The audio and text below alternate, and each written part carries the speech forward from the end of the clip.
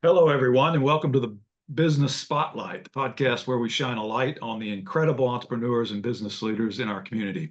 I'm your host, Craig Whipperman with Music City Action Coach, and today we're excited to introduce to you someone who's blazing a trail in the world of healthcare here in Middle Tennessee. Our guest today is Robbie Allen, CEO at Heart and Vascular in Franklin. We'll dive into Robbie's background, explore the challenges he's faced, and the successes he's celebrated. Whether you're a fellow entrepreneur, an aspiring business owner, or simply someone who loves to support local business, this conversation is sure to inspire and inform. So without further ado, let's welcome Robbie to the podcast. How you doing today, Robbie? I'm good. Thanks. Thanks for having me. Yeah, glad to have you here. Why don't you give us a little bit of an overview about your history? Maybe even how you've held a lot of different positions in healthcare. How did you end up in healthcare? And get us to where you are today. That's a good question. I originally wanted to be an astronaut. So I'm old enough to have kind of been in college at the end of the Cold War when everybody thought we were sort of done with space race and missiles and design and things like that. So as all those things went away, honestly, medicine seemed like the next best course of action.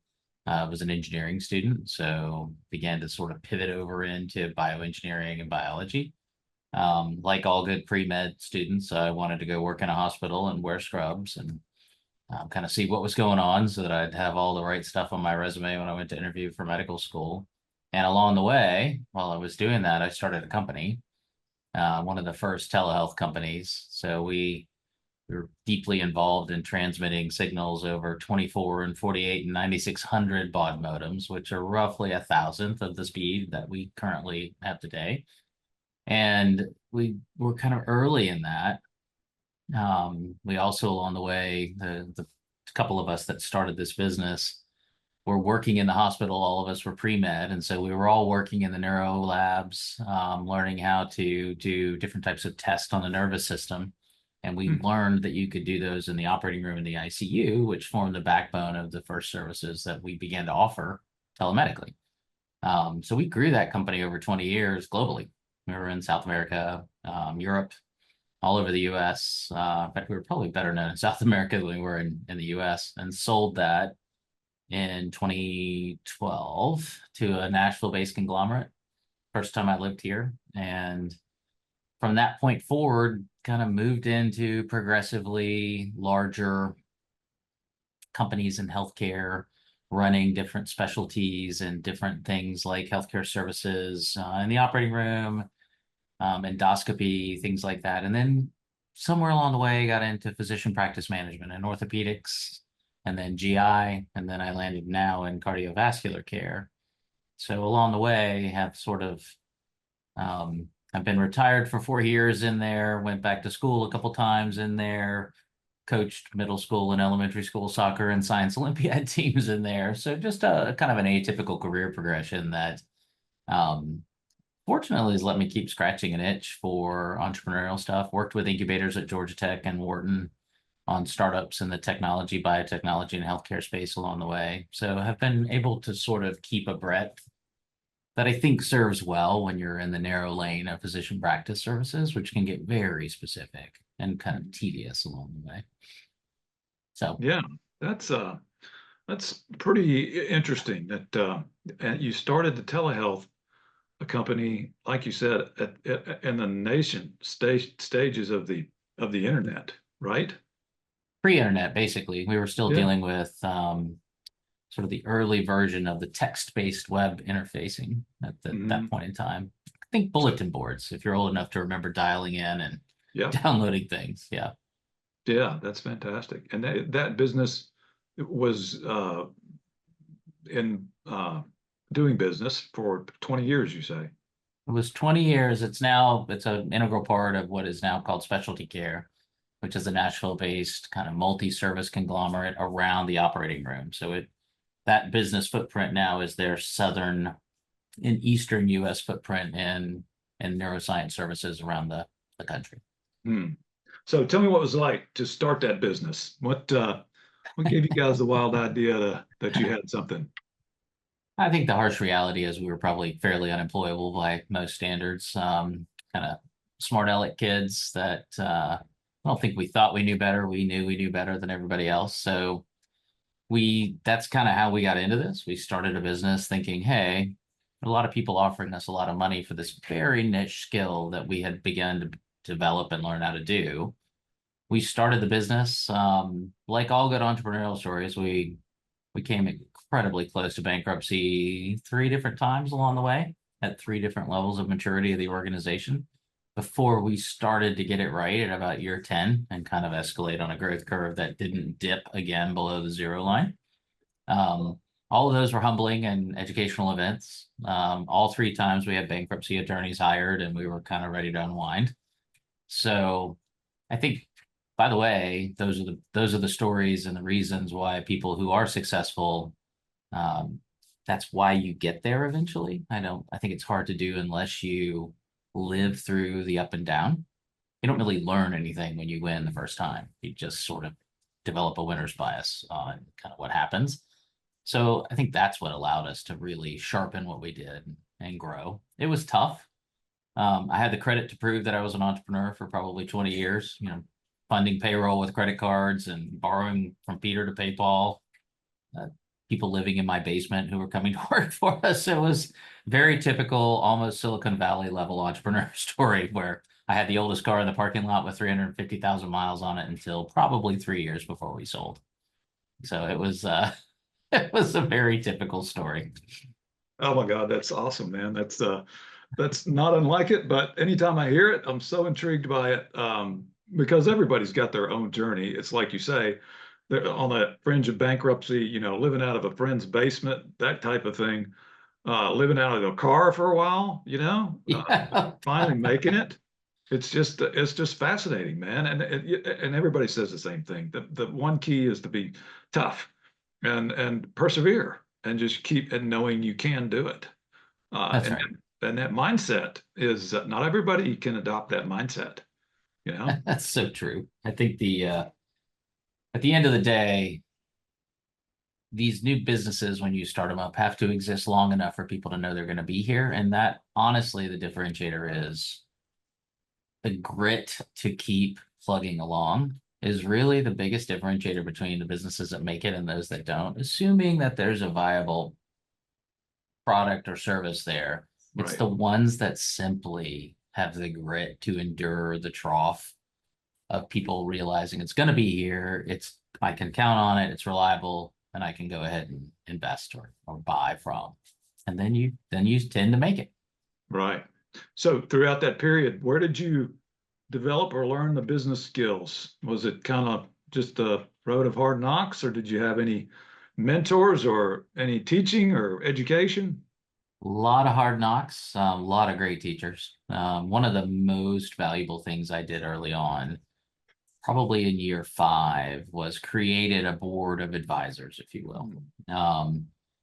People that I couldn't afford, family, friends of friends who were at a minimum more knowledgeable, more seasoned, more emotionally sober than I was, to begin to help advise. We paid them an embarrassingly small amount. I forget, it's maybe $1,000 a year or something like that.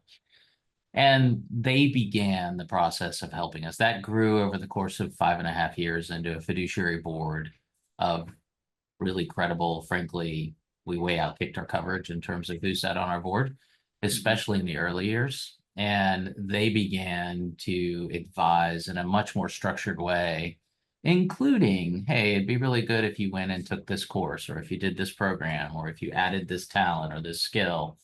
And that being open to that, which I was not in the first 10 years of running a business, was probably the single biggest and best thing that happened to me over that period of time. So a dozen mentors that I think were really key and instrumental.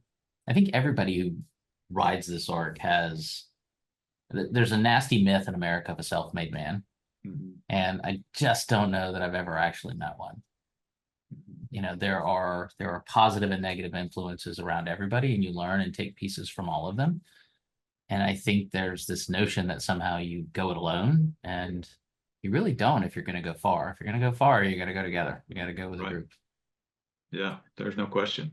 So looking back on all of it, and of course, this is just your first 20 years. What was the name of that company? Neuromatrix. Neuromatrix. So your first 20 years was in a startup, which is really kind of fascinating. Throughout that period, what do you think? What one thing would you change about that experience, or would you have done differently? I don't know that I would have done anything differently. I think the thing that people underestimate about that type of an endeavor is it can be brutal on those around you. Mhm. I would not say that that business caused my divorce. I would say that it caused a lot of stress and made it maybe drag on or maybe come on earlier or things like that. It's rarely the actual cause, but it is for a business to succeed, particularly in that startup phase, it has to win over everything else in your life for a period of time until it kind of hits the professionalization arc. It's relentless. It's like having a special needs kid with no care help. Mhm. It is relentless in terms of what you have to do to be involved in it. In fact, it's an interesting proxy when you look at families, particularly on the lower half of the socioeconomic spectrum that have to care for special needs kids. Same levels of burnout, emotional health, frailty, things like that that occur in startup, particularly self-funded startups where it's all on the line. There's no safety valve. Either this works or it doesn't. And that kind of thing, it's not that I would change it. It's just there's always a human cost for that and the relationships around you. And I think those are what you look back on and go, I wasn't mature enough at the time to kind of have the adult conversations that would have made that better, or at least parting on better terms. I think every entrepreneur has a club of I'm disappointed with or can't stand, fill in the blank of the entrepreneur, particularly when they're Mhm. young. When you marry a 21-year-old male with still got 9 years left to form the frontal lobes of their brain, with the stress of trying to, you're going to leave a wake of relationships and people in the rear view. So Yeah, yeah, yeah. So maybe a little bit of foresight into what you were putting your uh the people closest to you through, I that's guess, right. right? Yeah, I think that's you can't really change it. It's really hard to, I mean, I think the best you can do is learn from it and try to pass that lesson on in a kind way. Yeah. Um, and that's what I try to do with a lot of the young entrepreneurs working through the incubators is just to remind them gently, this people are harder to replace than the elements of your company. Mhm. Yeah, great advice.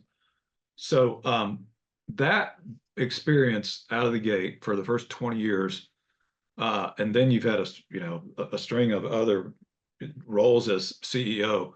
Um, I'm sure that original experience has come in handy with each one of the subsequent roles. What do you attribute? Can you correlate what experiences in your later roles that you leveraged experience from your original role from your first company? Well, sure. And I think there's a humility that comes with really getting your teeth kicked in the startup world, particularly when you've done, whether or not we want to admit it, the typical arc of most startups, which is very often this bouncing ball of nearly bankrupt, maybe successful, nearly bankrupt. I think that gives you a resilience. Having done that with clinicians and providing telehealth services, but also sort of having the grit and resilience, but also the patience to know that, it's all going to be all right. And if it's not all right yet, we're probably not there yet. So let's just kind of keep pushing. Really helps in particular with physician practice management. I Hmm. think especially in the specialty side, when you think about orthopods or you think about cardiologists or GI guys, these are candidly dopamine addicts. How much is enough? A little bit more. Got to do the next thing, the next click, next procedure, next, and particularly in private practice. This is the group that has stayed sort of fiercely independent. So you're dealing with a group of people where the actual problem is change management, Hmm. not anything else. And I think that part has been a gift from the entrepreneurial side, where you're dealing with effectively driving change all the time. without the power, particularly as a small company. You're having to do it through micro influence effectively. A little bit of fake it till you make it and a whole lot of persistence to try to get things moving in a direction you want. It's not common to see somebody go from startup and then serially run much larger organizations, but I think the skill sets, provided you're looking at the right aspects of them, can be interestingly complementary. Yeah, I can see that. And then, so that's interesting. Change management through, like, for example, in your current role where you're coaching or helping your clients, or I guess they are clients, right? So we, USHV, same with 1GI. You're buying physician practices, their ASCs, their hospitals. And so they're now becoming part of a larger practice. And I think the difficult part, we talk about, kind of the representative governance structure. There's a reason most physician groups never get north of 100, because that's the maximum number of individually accountable relationships you can generally hold at one time and build consensus with. So once you blow past that, you have to have an effective representative governance structure, or you're not going to be able to move. You kind of paralyze the organization. It tends to fracture. That is change management. You're dealing with a group of very alpha, type A, ultramarathoner, CEO, physician, super successful, and they want to vote and everything. And you're trying to migrate fundamentally at scale from a voice, or from a vote on everything, to a voice, not a vote. But you have to trust in it. And that just fundamentally is change management. Yeah. Yeah. I can definitely see that. So how many practices have you guys acquired in your current company? I guess we've got about almost 20. 20. And then So did yeah, it call it start with 300 a core? docs. Did it Say that start with again. did it start with a core, or did you? Started with a group out in Tucson, Arizona, Mhm. and it's since grown. So now we're effectively in the I-10 corridor plus Kansas. So it kind of march across the state. Stop short of California for a range of reasons. And then we also have Kansas that sits up north. And everything around cardiology, cardiovascular surgery, and vascular surgery. So all of those three specialties wrapped into the service. Right. And so how do you guys go about doing business? Do you target practices at the right size in those three areas you described? Do they reach out to you, or how does the whole prospecting piece look like? So it's a little bit of both. At this scale, you just kind of think about $1 billion scale. There are bankers that are coming to us with practices that they want, that are on the market. A practice might say, "Hey, we'd like to investigate this," and they may have hired one of the smaller market bankers. And there are lots of those that are kind of representing smaller companies, call it something between 10 million and 100 million in revenue. And so a lot of times it's that. We also have a development function. So we have a chief development officer and a team that works with him that goes and looks for much more kind of proactively. We have practices here and here, and we'd like to fill in the middle. So they come that way. Then also we meet people at conferences and things like that. But as a rule, what we're looking for is the culture. Very often somebody's in solo practice for a very good reason. Not because they're a bad person, but they are highly independent, and they're not going to be able to make that emotional shift towards a voice, not a vote. And sometimes the larger practices have a tough time integrating their culture with our culture. And so it really depends on the group, why they want to do a transaction, and what their ultimate goals are down the road. Yeah. So I worked for a tower company for a long time, and in the cell phone or in the wireless communications industry. Our customers were Verizon, all the carriers. They would share space on our towers, and we've been through, I can't tell you how many acquisitions, and that was one of the biggest things. When we were buying assets, it wasn't that big a deal.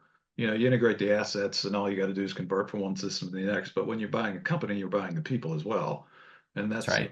An order of magnitude more challenging to integrate their cultures into your culture.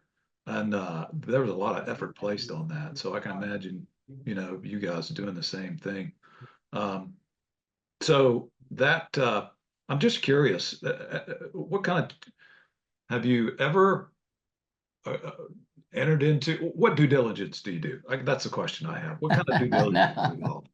I think that's a great question. I think, considering that in major acquisitions, let's call them $100 million acquisitions, plus, the vast majority of those fail to deliver across all sectors of business, fail to deliver on the proposed value of that acquisition.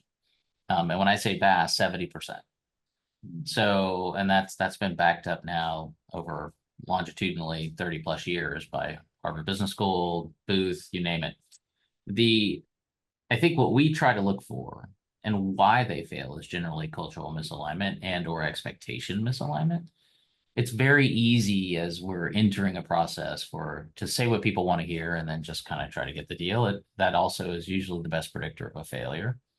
We do a pretty comprehensive due diligence. Due diligence for us when we're looking at groups starts with usually some exchange of information to get an idea for how we think we're going to value the practice.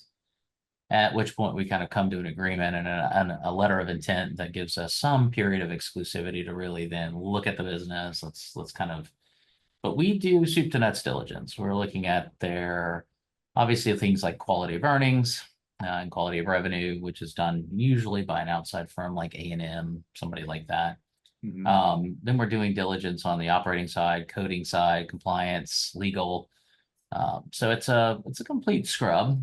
I would say the part that we've gotten a little more sophisticated on is taking a look at key leaders, turnover rate, retention rates, and pay versus the market, particularly over the last 5 years, where you've seen huge labor market corrections. So if someone's lagging on that, then you're walking into some fairly significant problems, which doesn't mean you don't do it. It just means you're walking into the problem and you price it appropriately. Because at the end of the day, settling on the final price for us is it what we thought it was? And then is there additional risk or reward in there that we need to factor in on the pricing? So that process generally takes 90 to 180 days. So I think everybody's looking forward to it being done by the time we finish with the acquisition. Oh, sure. Yeah, holy cow. And so well, first of all, you cited that, which I find fascinating, 70% of acquisitions fail to realize the, predicted value of the acquisition. That's interesting. And so in your history, I have to ask, has there been any failures that you wish you wouldn't have done? Or how do you compare to that 70%? So certainly there are a few in hindsight that I wish we hadn't done. None here yet. There were some that were done before I got here that I think we could have done a much better job of all being upfront with each other. That said, certainly over my career, there have been, I can think of two small ones, fortunately, that just didn't work. We had to unwind them. Literally post-deal, a year later, we had to unwind them both. One that I wouldn't say we had to unwind, but it was just a very painful, never realized any value. In fact, was really a reduction in value for the overall platform. And again, a lot of that comes from not paying attention to really human qualities. So when you look at structural leadership and you think, all right, this group has a very autocratic, leaning, narcissistic type of a personality, and they're core to the group and holding it together, that's not going to play well if the rest of your culture is, fairly collaborative and, motivated to kind of work together. Those are the red flags that over time I've gotten really good at looking at. And we've walked away here from several very large acquisitions because of concerns. Doesn't mean they're bad businesses, but we've just gotten better at recognizing what's probably not going to work for us, because particularly when you're private equity backed, you kind of have about a 5 to 7 year window to integrate that acquisition and actually have it be accretive and deliver value. And if you can't do that in that time frame, it's not worth doing in that world. And again, I'm not here to argue the merits of that type of a capital partner, but it's that structure helps inform. And when you can get really clear and honest about that, I'm a big fan of Brene Brown. I think one of her famous quotes is "clear is kind." Mhm. And I will often sit down with acquisitions, the leadership of those, and say, let's have a conversation over wine, beer, coffee, milk, whatever your poison is. But let's sit down and let's be clear with each other in a Chatham House rule type of a way, and just lay it out on the line. What are we worried about? What are you, let me tell you what I'm worried about, and let's make sure we want to do this. Mhm. Yeah. So, it's that I would imagine as you describe, your acquisitions and what you go through, it's sizing the company up and making sure that you're doing the right thing on both sides. Um, that seems like it would be a lot of fun to do, actually. It is. Yeah. I think acquisitions get everybody excited. I think the trick is carrying that excitement though into the integration team as well as the operating team so that everybody, and we do a pretty good job of laying out the plan while we're doing diligence and saying, here's the expectation of what happens when company A joins us. Mhm. Here's the timeline. Here's what we expect to realize. Here are the things we're not quite sure about. And then the whole company metrics against that success. By the way, the acquisition gets the same chart. So we can all say, hey, we're worried about your leader in this market. How can we support them? How can we help them? I realize it's somebody's son, but can we all agree on what the metrics are we're going to use to decide whether this is working or not? Which helps everybody stay focused on what we all agree is success. Mhm. And I think that's, in medicine, we have a little bit of a barrier around generational gaps. So you often will have some 60-year-olds who are doing a transaction for a very different reason than 40-year-olds. So you Mhm. have to navigate that, which is a little more complex. But other than that, I think that's been a big boon for us in keeping them on track. Right. Yeah, it's no different than managing an employee, making sure that everybody's on the same page as to what to be expected out of performance, That's right.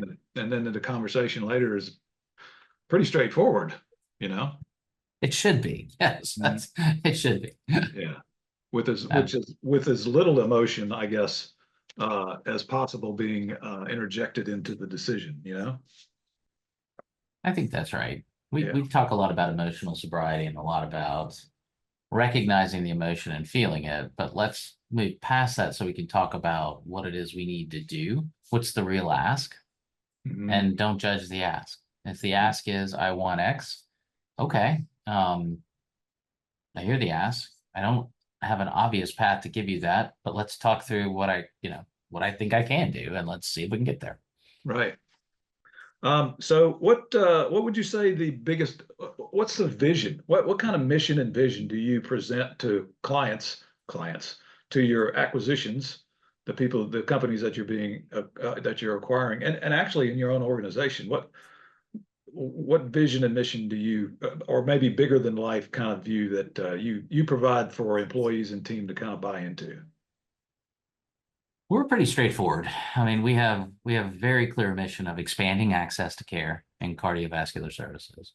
That's piece one. The second is to be the place that people who work in this space, physicians and associates, want to work. Mhm. And the third is to improve the outcomes level, the health of the patients in the population we serve. That's kind of it, full stop. We have a bit of a different tilt over most of cardiology services in that this entire platform, we're migrating to risk, or what some people might call value-based care. So we're trying to shift for the whole platform into a world where we're trying to keep people healthy, not treat them when there's a problem, which is a very different way of looking at cardiology services. And so it means we're heavily invested in and involved in remote patient monitoring. We'll kind of have sort of a 24-hour a day, 7-day a week monitoring center that can track patients and tell us what's going on. And we can call a patient with heart failure and say, Mr. Jones, would you mind stepping on the scale we gave you? We'd like to check your weight. It looks like you might be kind of picking up a little bit more fluid. Yep, sure. Your weight indicates you mind coming by the office. Let's get you on a drip so we can relieve some of that fluid pressure, keeping you out of the hospital, keeping you out of the system, which goes a little counter to that dopamine addiction we were talking about earlier. So it's kind of piecing those two elements together, which is the vision for what we're doing. The vision for the acquisitions, the pitch, if you will, the message at the core of it beyond those statements is we're trying to set this up for the next 30 years of cardiology. And so if you want to remain independent, i.e. not part of a health system, then we have to think through what does the next 30 years of private practice look like? And it's bigger groups. It looks like an airline, right? It looks like moving from one pilot with a plane, figuring out what to charge and loading his own bags to what are the things we need to add when we have 100 pilots to begin to make that network work and people want to come see us. And so it's a shift. And if you buy into that, then we might be the right partner for you. Yeah, I can imagine that you connect with a lot of people with that kind of approach. And you talked about proactive healthcare. That seems, because you're right, you talked about the dopamine effect, but I don't know. I think you're right. The healthcare system is set up not for a proactive approach to managing people's health as much as reactive. And that's a big problem. And to see, I think technology enabling more proactive management hopefully can, turn the corner into, like, you guys. I have a feeling you kind of, I don't know, maybe that's a good question. Do you see that kind of trend permeating throughout healthcare, a more proactive approach, or is it majority still kind of reactive? I think the majority is still living in the reactive world. I think one thing we're pretty good at in America is a little bit of self-denial. Mm-hmm. I can sit here and tell you we're going to run out of oil. That's a fact. We will run out of oil at some point. But in America, we're really good at saying, yeah, but that's some part down the road. So we're going to keep doing what we do. And in healthcare, we can say things like, hey, we can't keep spending and growing spending, more importantly, on a per capita basis indefinitely on the current system. It won't work.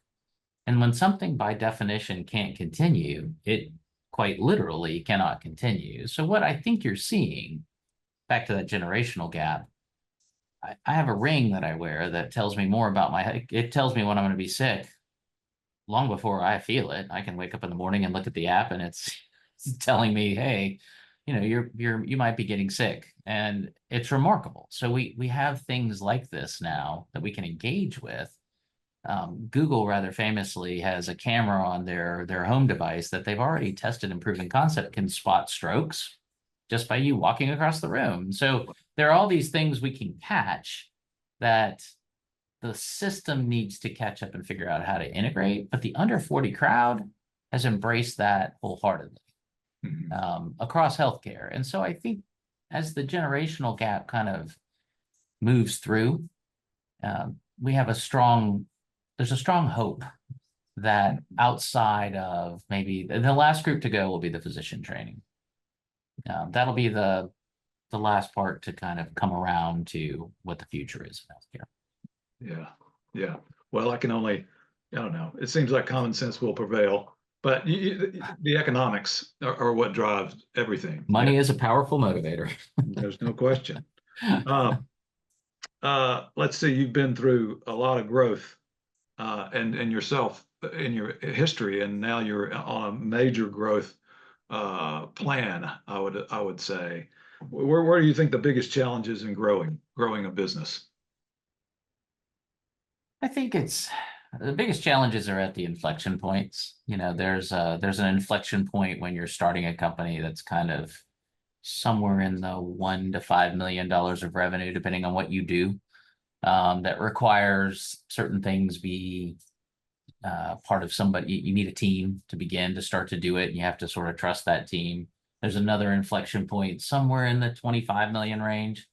Another one at about 150 to 200 million, where you have to kind of migrate to scaled services, voice not a vote internally with the associates and the team. And then there's another big one somewhere in the billion to 3 billion, depending on what you do, where you now have to move to enterprise and you have to start thinking through layers of people in order to communicate the results. And the things that work at each level don't work at the others very well. So if you try to touch everybody at multi-billion-dollar scale, you're gonna fail.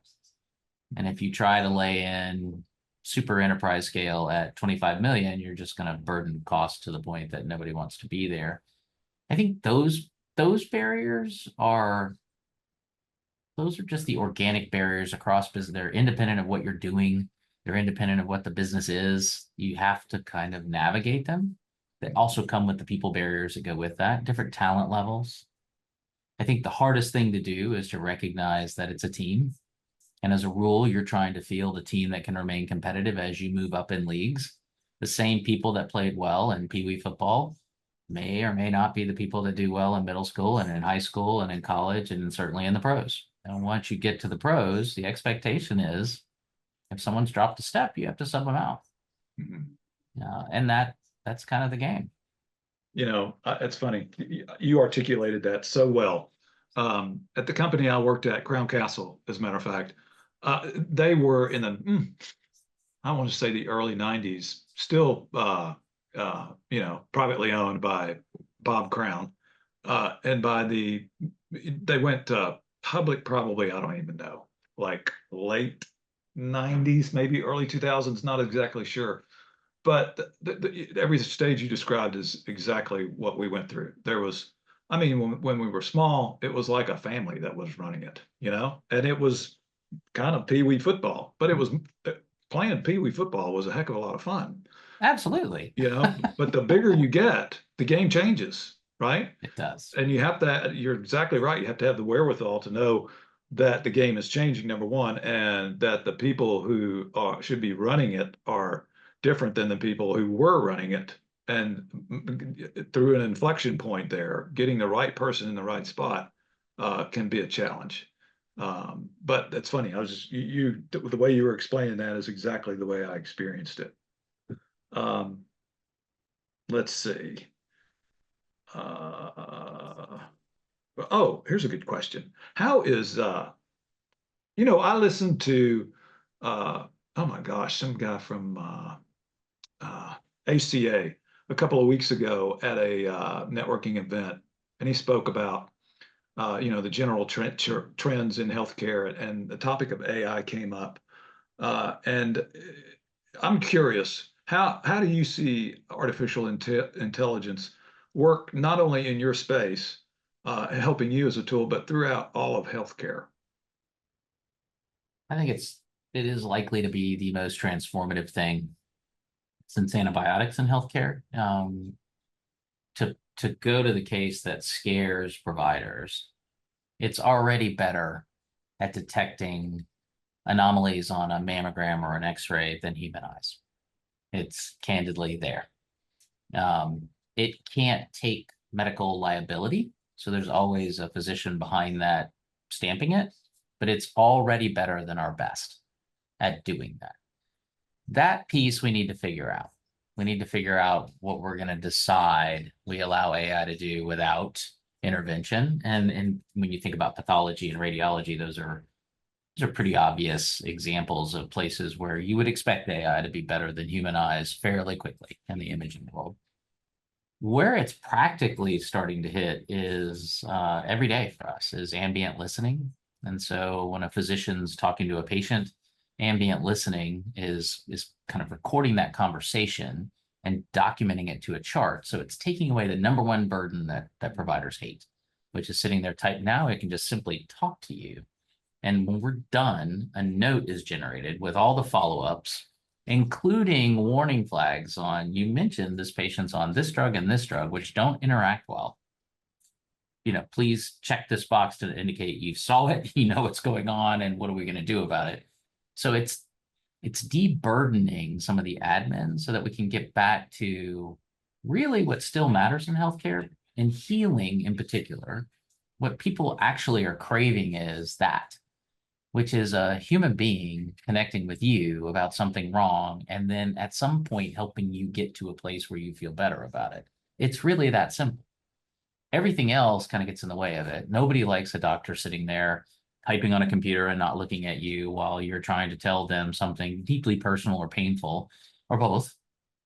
And so that piece alone has already moved the dial. The other places we see it literally changing the world are things like prior authorization and negotiate. You can watch an AI bot on our end negotiate a prior authorization with an AI bot on United Healthcare's end.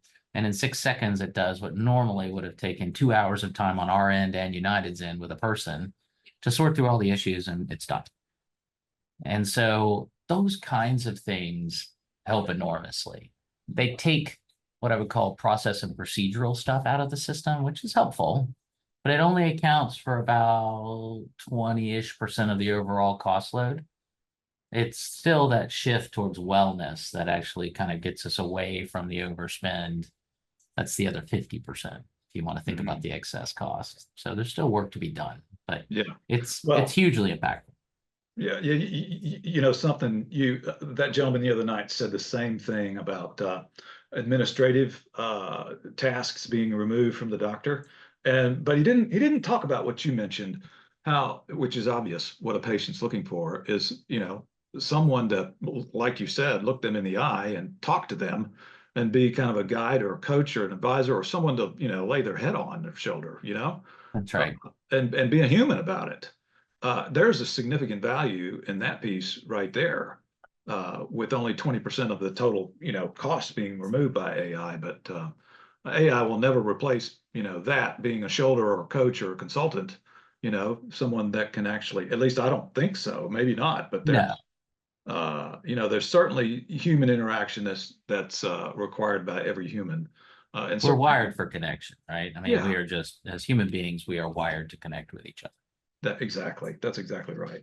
So as you see your current company right now, Robbie, what's the biggest challenge? What's the biggest challenge and problem that you have today? And where do you see your biggest challenge in the years coming forward? That's a great question. I think our biggest challenge today, I've only been in this role for about a year. And so as I took the reins from the previous CEO, there were some things that kind of needed to be sort of redirected a little bit. And so as a rule, that kind of thing takes about 18 months to get everybody clearly aligned on what we're doing, why we're doing it, most importantly. The how is equally important because as bright, intellectual, type A driven people, how we're going to do this and how it impacts me, which is the question behind that question. But then the when. That's a pretty relentless 18 months. Every time I've taken over a company, it is a pretty relentless 18 months of FaceTime. Zoom's great, particularly when you know somebody and you sat with them face to face multiple times.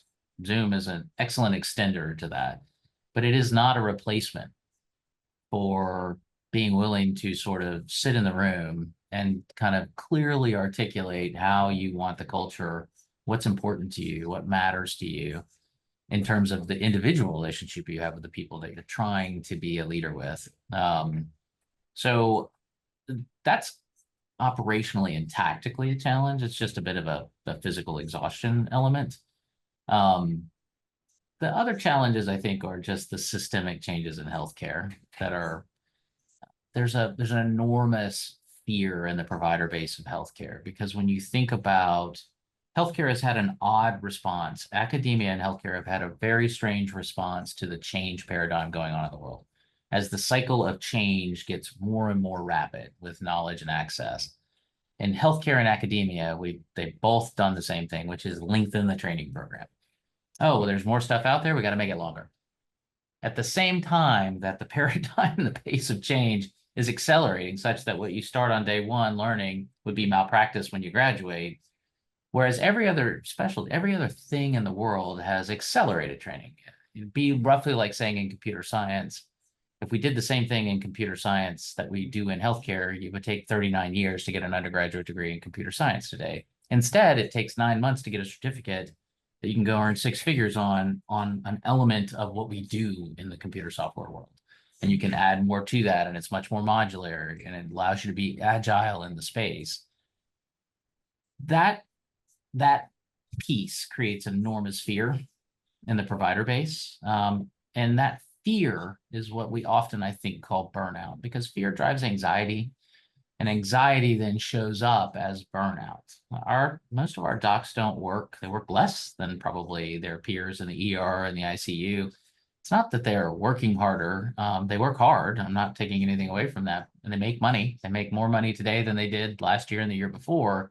But that burnout that you hear so much about in the specialties, not in the ICUs and the ERs, where particularly over COVID, that was absolute physical exhaustion and fear kind of for physical safety, is much more about fear. It's much more just about this, what's going on in the world. Am I going to be replaced? I'm expected to know everything that's going on in this cycle of change.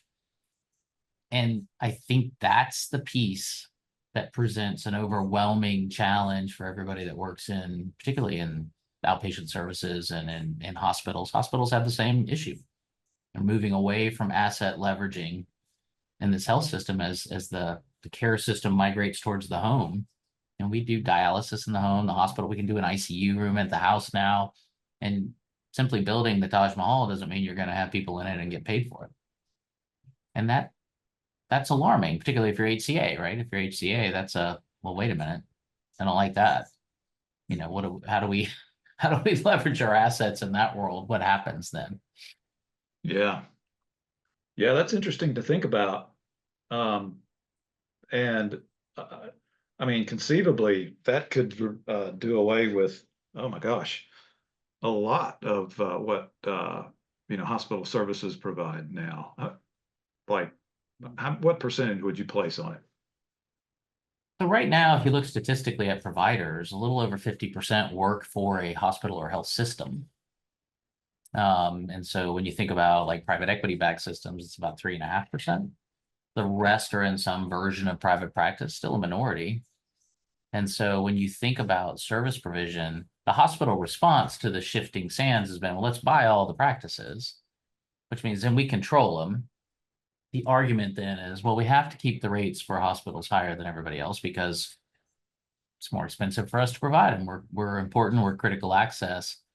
And when you think about that, what we do is we replicate services multiple times across town. So when you have a town like Atlanta, where you have 7 major medical centers and the systems they control around them, every one of them does every area of medicine and tries to outdo each other in every area of medicine. And so they're all fighting back and forth for 2 or 3% of market share in an individual service line, instead of using a more European or South American system where, hey, this is the neurosurgical hospital. Everything that is neurosurgical goes here, and we're the best in the country at it because it's all we do. And everything maternal female health goes here, and cardiac goes here, which is a different model, and it allows for less replication of services, largely because they have to. They don't have as much money to play with. They've got to think more effectively about that. So it's a reckoning that's coming. There's kind of a bill due, and we'll all need to work together to figure out how do we not let the human side of this equation and health and your ability to get care when you need it go away. We can't have that. Yeah, right. So yeah, that's really interesting about what you said there with this your example in Atlanta, where all 7 major hospitals are all providing the same general services competing. It seems like, unless there's something impacting them financially, influencing them, incentivizing them to do it that way, you'd seem like they would figure out, okay, I have an advantage if I go here and just specialize here. I can be the best. And in a regular market, that's what you always do, right? You try and identify your unique selling proposition and you carve out that niche. And you're an expert, and you fend off competition. That's right. I'm just curious. I'm pretty ignorant of healthcare markets, health services markets, but why wouldn't that be the case? So now. primarily it's regulatory. What you don't want is there's a notion that if I am only doing one thing, that I'm going to lose that patient. Healthcare is very provider centric still. The rest of business is incredibly consumer centric now. If you're not consumer centric in any other area of business, you're probably not doing well. And so, but in healthcare, we're still very provider centric. It's a privilege to see me on Tuesday and Thursday between 10 and 2, and I'm off every third week of the month, and I'm booked out until 2029. But it's still very much that way in most areas of medicine. And the notion is that I own the patient. That's my patient. Whereas in most other, you're the business I choose to go to. Even in law now, you see that much more regularly. It's very uncommon for a lawyer to say that's my client. Instead, it's, this is my lawyer, this is the person my CPA that I've chosen to advise me. It's far less of this ownership style of thinking. Medicine's still lagging that. And the regulatory framework helps that. And the way that insurance, the way that we get paid in healthcare, if you think about it, it's an indirect market. You don't pay directly for the service you get. There's an intermediary of an insurance company that kind of decides how and what we're going to pay and who you're allowed to pay that money to, which sort of disarticulates the business relationship between a patient and a provider or a hospital. And so as long as that's the case, I think we're going to continue to see ambiguous market dynamics like you're describing. Yeah. Okay. Well, that makes a lot of sense. So let me change gears here a little bit. And by the way, Robbie, thanks for being a guest. I've got one last question that I want to ask you, and then we'll end on that note, if that's okay. Absolutely. Yeah. So are you a big reader? I am a huge reader. So tell me a recent book that you've read that you wish you read a long time ago, or maybe one you've read a long time ago that you've continued to kind of rely on kind of as a foundation throughout your career. Two recent ones that I think we use them as kind of foundational elements of our leadership training is, and one's very recent, Think Again, which is an Adam Grant book about just being open to rethinking kind of what your individual biases are, that you might actually be wrong. I think even in interviews with Adam Grant and listening to his podcast, he would tell you very quickly he's rethought several chapters of the book already, which I think is the exact message of that book. And then the second one, and I'm already, I think I mentioned I'm a huge fan of Brene Brown, but Dare to Lead is one of the more impactful books, particularly for leaders who are making transitions across those gaps that we talked about, and being brave enough to learn to lead without being a jerk. And so those two books, I have read both now, probably at least 4 times. Every time I read it, I learn something new.